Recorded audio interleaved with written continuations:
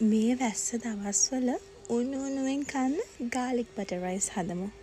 ලොකු වැඩ මුකුත් නැතුව ලේසියෙන් ඉක්මනට හදාගෙන රස බලන්න පුළුවන් රසම රස ලන්ච් මෙනු එකක්. බත් එක උයාගත්තට පස්සේ බටර් එක සුදු ලුණු හොඳට ක්‍රිස්පියට බැදගෙන බත් එකට එකතු කරන්න.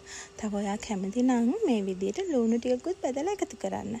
එහෙම හදන බත් එකට කෘත්‍රිම රසකාරක මුකුත්ම ඕන වෙන්නේ නැහැ. අලු කෙසෙල් කන්න අකමැති කට්ටියට මේ වෙනුවට අල වුණත් එකතු කරගන්න පුළුවන්. ඉතින් ගෙදර අලු කෙසෙල් තිබුණ නිසා අපත යවන්න නැතුව ඒකත් මේ විදියට බෙදලා අරගත්තා. මේ විදියටම චිකන් එකත් හදාගන්නවා නම් ඔයා ගන්න චිකන් කෑලි පොඩියට කපා ගන්න. එහෙම නැතුව මේ වගේ ලොකු කෑලි ගන්නවා නම් පොඩ්ඩක් තම්බලා අරගන්න. චිකන් ටික මැරිනේට් කරලා පිටි වලින් කෝට් කරලා ගැඹුරු තෙලේ බෙද ගන්න. දැන් සෝයා සෝස්, ඔයිස්ටර් සෝස්, තක්කාලි සෝස්, කෑලි මිරිස්, කෝන්ෆ්ලවර් ටිකක් එකතු කරලා මෙන්න මේ සෝස් එක හදාගෙන චිකන් එක හොඳට ඒකේ තවර ගන්න. දැන් රස බලන වෙලාව. ඉතින් ඔයත් මෙනු එක try කරොත් මට කමෙන්ට් එකක් දාන්න අමතක කරන්න එපා. ගිහින් එන්න. සුබ දවසක්.